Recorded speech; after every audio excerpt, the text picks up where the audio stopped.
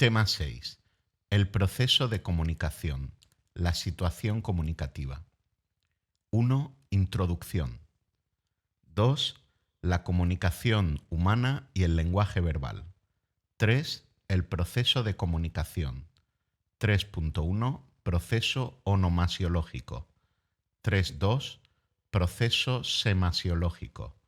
4. Distorsiones en el proceso de comunicación. 4.1. Ruido y redundancia. 4.2. Información y significación. Arsenio Sánchez. 4.3. El principio de cooperación de Grice. 5. Concepto de situación comunicativa. 6. Conclusión. 1. Introducción.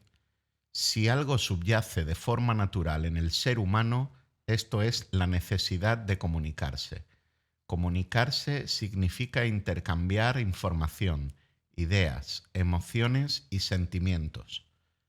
Para que se produzca ese proceso comunicativo, es necesario tener un mensaje que transmitir, una idea, una emoción, una simple información.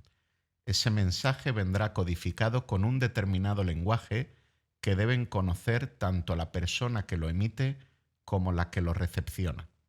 Además, es necesario un canal de transmisión.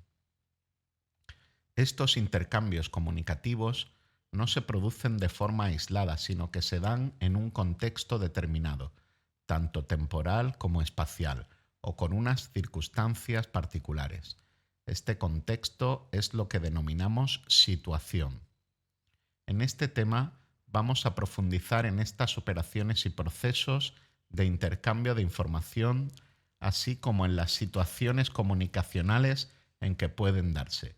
También analizaremos los factores por los cuales a veces esa comunicación no es tan nítida como se desearía. 2. La comunicación humana y el lenguaje verbal. Existen muchos modos y sistemas para que se produzca la comunicación entre dos personas. Muchos de esos sistemas no son verbales, pero basta con que el emisor y el receptor compartan un código común. Así, en nuestra vida cotidiana, estamos en contacto con multitud de sistemas comunicativos que se basan en imágenes o símbolos. Las señales de tráfico serían un claro y fácil ejemplo. Pero hay un lenguaje que es exclusivo de la especie humana, y este es el lenguaje verbal, por el cual no solo será posible comunicarse, sino también expresarse. El lenguaje verbal mediatiza nuestros pensamientos de dos modos, centrípetamente y centrífugamente. Hablamos de mediatización centrípeta cuando la organización del pensamiento se hace a través del lenguaje, es decir, conocemos la realidad a través de la propia actividad lingüística. Hablamos de mediatización centrífuga cuando la exteriorización de nuestros pensamientos se realiza a través del lenguaje. Tanto desde una visión como desde la otra, lo que está claro es que nuestro enriquecimiento psicológico va a la par del desarrollo de nuestro sistema lingüístico. 3. El proceso de comunicación. Hay comunicación siempre que se transmite un mensaje.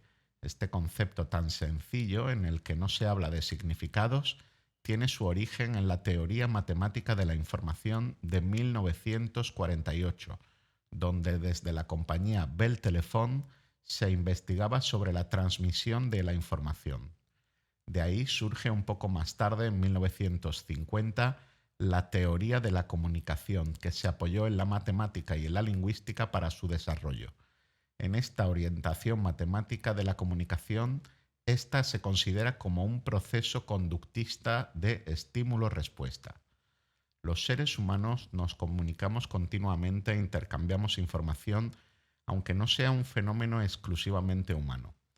Para que exista un proceso de comunicación humano es necesario como mínimo un emisor, un receptor y un código compartido.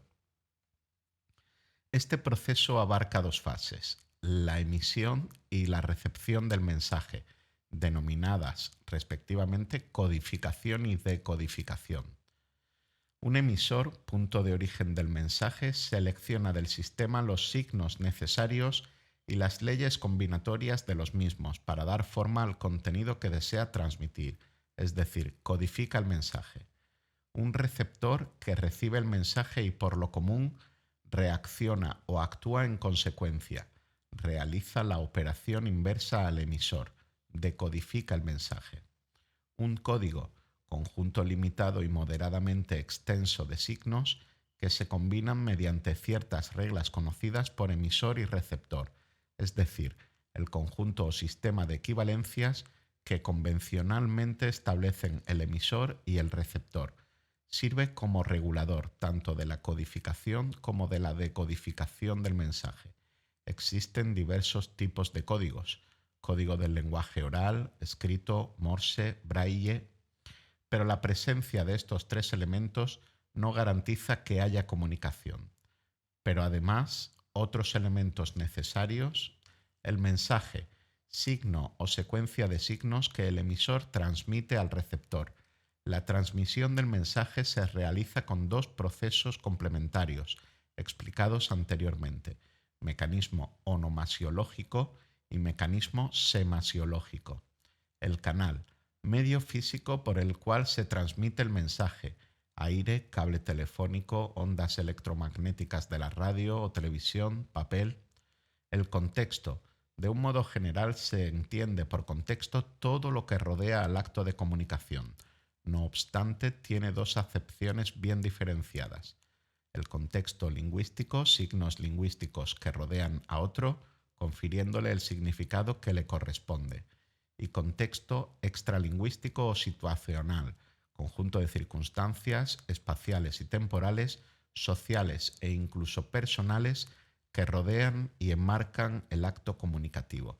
Este tipo de contexto condiciona fuertemente el proceso, ya que determina el uso de un canal u otro, aire, ondas, papel, e incluso de un código u otro. Las circunstancias propias de cada situación son las que, en definitiva, permiten interpretar unívocamente su mensaje. En los mensajes semiológicos y lingüísticos es la pragmática la que estudia esta relación entre el mensaje y los usuarios. Roman Jakobson, lingüista ruso nacionalizado americano, fundador junto con Trubetskoy del Círculo Lingüístico de Praga, influido por la teoría de Bühler en Teoría del lenguaje en 1934, afirma que el fin último del lenguaje es la comunicación humana, y ello implica 6 términos constituyentes del proceso comunicativo a los que corresponde una función determinada: emisor, función emotiva; destinatario, función conativa; al mensaje, función poética; al contexto, función referencial; al contacto o canal, fática; y al código, la función metalingüística. Función referencial. Es la función básica de todo acto de comunicación, puesto que si no hay algo que comunicar, no existe comunicación. Establece la relación entre el mensaje y el objeto al cual se refiere. 2. Función emotiva. Establece la relación entre el mensaje y el emisor. Expresa la actitud del mismo ante el objeto, pero realizada de un modo intencionado y no como producto de una emoción espontánea o natural. 3. Función conativa. Establece la relación entre el mensaje y el receptor. Esta función se cumple cuando el hablante usa el lenguaje para producir una reacción determinada en el oyente. Función poética. 4. La función poética o estética es definida por Jakobson como la relación que el mensaje guarda consigo mismo. Se da principalmente en las artes, donde el signo deja de ser instrumento para convertirse en objeto.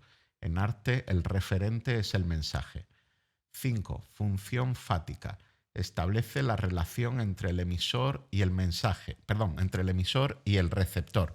Tiene por objeto consolidar, mantener o detener la comunicación. 6. Función metalingüística. Esta función hace referencia al código en sí mismo. Tiene como finalidad definir el signo, que puede no ser bien comprendido por parte del receptor. 4. Factores distorsionadores en el proceso de comunicación. En la comunicación humana se pueden producir perturbaciones que obstaculicen la comprensión del mensaje. A veces tenemos demasiada información, otras demasiada poca, o incluso podemos recibir mensajes que no podemos descifrar por desconocimiento de su significado. 4.1. Ruido y redundancia. En este proceso de comunicación se pueden producir perturbaciones que impidan que el acto de comunicación sea completo. Por ejemplo, ruidos o interferencias que deben compensarse con la redundancia, mensajes incoherentes o sin sentido, malinterpretación del mensaje por el receptor o simplemente que la realidad a la que se refiere el emisor no sea adecuada. Por ejemplo, un lenguaje técnico que no es entendido por el receptor. Es decir, perturbaciones relacionadas con el código o con el canal que no deben confundirse con una simple molestia sonora. Para evitar la pérdida de información, los hablantes disponemos de un conjunto de unidades de defensa, elementos redundantes que no serían necesarios desde un punto de vista informativo, pero que se hacen necesarios para facilitar la comunicación y minimizar ese ruido o interferencia del canal. Uno de los más claros ejemplos de redundancia en español son los morfemas de género y número de las palabras que acompañan a un sustantivo. Estas jugosas naranjas. 4.2. Información y significación. Arsenio Sánchez. Para Arsenio Sánchez, 1983, la información y la significación son dos aspectos diferentes de un mensaje y conviene distinguirlos con claridad. Para ello nos serviremos del ejemplo de un mensaje emitido en una lengua extranjera. Si estamos haciendo una ruta de senderismo por el Pirineo francés y el guía pronuncia las siguientes palabras, les arbres sont feuillus au printemps, entenderemos enseguida que se trata de un mensaje, pero al desconocer el código lingüístico no sabremos su significado completo. Cuando se nos traduce al español y se nos dice que los árboles están frondosos en primavera, comprendemos el significado de una información que ya nos estaba llegando tanto de forma visual como en un código desconocido para nosotros. La información que contiene este mensaje es la misma en español o en francés, pero no así su nivel de significación. Igual ocurre cuando nos presentan un diagnóstico médico con una terminología científica, o si a un niño de 3 años, en vez de decirle no te toques la nariz, le decimos debes cesar de manipular digitalmente tu nariz. La teoría de la comunicación, basada en las teorías matemáticas desarrolladas en 1952 por la Bell Telephone Company, creó una unidad para poder medir la cantidad de información que podía transmitirse en un mensaje. Esta unidad es el bit. 4.3. Principio de cooperación de Grice. Grice, en este mismo sentido, establece una clara distinción entre lo que se dice y lo que verdaderamente se comunica, y es muy interesante aprender cómo establece una serie de principios no normativos que facilitarán simplemente que nuestro mensaje se transmita con nitidez y respetando la intención comunicativa del emisor. Este concepto está muy relacionado con la teoría anterior de Arsenio Sánchez, puesto que nos habla de información versus significación. La infracción de estos principios afectará directamente a los efectos comunicativos del acto. Así, nos habla de los comportamientos de las personas que participan en una conversación y dice que existen 4 categorías. 1. Máxima de cantidad. La información debe ser la justa para transmitir lo que se quiere. 2. Máxima de cualidad. Debe ser verdadera, demostrada y demostrable. Una información de calidad. 3. Máxima de relación. Debe ser relevante. El entorno del discurso debe tener una relación con el tema. Lo que se diga debe venir a cuento. 4. Máxima de manera. Debe ser clara, breve y ordenada. 5. Concepto de situación comunicativa. Todo texto o acto de comunicación, oral o escrito, se produce dentro de lo que llamamos una situación de comunicación. Esta situación se refiere a todos los elementos que entran en juego para que un acto comunicativo tenga lugar. Arsenio Sánchez, 1983, Se refiere a la situación comunicativa como el conjunto de elementos extralingüísticos presentes en la mente de los hablantes y en la realidad física exterior que existe en el momento que se produce ese acto de comunicación. Toda esa realidad mental o física se refiere, por ejemplo, a manifestaciones o expresiones lingüísticas expresadas, suposiciones, seres u objetos presentes en el acto comunicativo que no hace falta nombrar porque su sola presencia ya es significativa. El entorno físico interior, una clase del instituto, el despacho de dirección, o exterior, el recreo, la calle a la hora de la salida de clase, estados de ánimo de los participantes en el acto comunicativo en el entorno, un entierro, una fiesta, datos físicos manifestados por una forma de vestir, datos añadidos por elementos paralingüísticos como pueden ser los gestos, la proximidad, la entonación. Por lo tanto, cuando se transmite un mensaje, cuando se habla, este hecho vendrá caracterizado por dos elementos: el elemento lingüístico más el elemento situacional, es decir, el proceso de comunicación. Cualquier mensaje está formado por un todo constituido por las palabras y la situación o contexto en que éstas se den.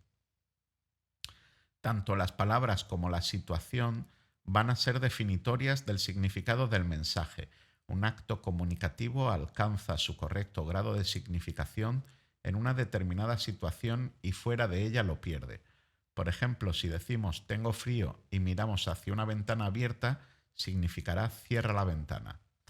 Habrá actos comunicativos donde el elemento lingüístico sea preponderante con respecto al situacional o al revés. A veces un simple gesto estará lleno de significación y otras veces será necesaria una gran cantidad de elementos lingüísticos, incluso redundantes, para que el significado sea completo. En todo caso, el componente lingüístico y el situacional se complementan siempre. 6. Conclusión. La importancia del lenguaje verbal en todo proceso de comunicación es innegable, pero el estudio de la lengua no puede concebirse desde un punto de vista estático e inmóvil. Desde ese punto de vista, los procesos de comunicación, por tanto, van a darse siempre en una situación determinada que será cambiante y que va a caracterizar de una manera u otra a ese acto de habla. Es muy importante ser consciente y sobre todo hacer conscientes a nuestros alumnos de que el conocimiento del funcionamiento de los procesos de comunicación será una herramienta clave para el dominio de la competencia comunicativa. Saber interpretar un mensaje siendo capaces de decodificar tanto el significado lingüístico como el significado situacional, contexto físico, moral, gestual, etc., en un acto comunicativo nos va a otorgar la facultad de interpretar correctamente la realidad en la que vivimos. No solo es importante lo que decimos y comprendemos, sino el saber adaptarnos a las circunstancias particulares del contexto donde esta acción se produce. Esta es la clave de una buena competencia comunicativa.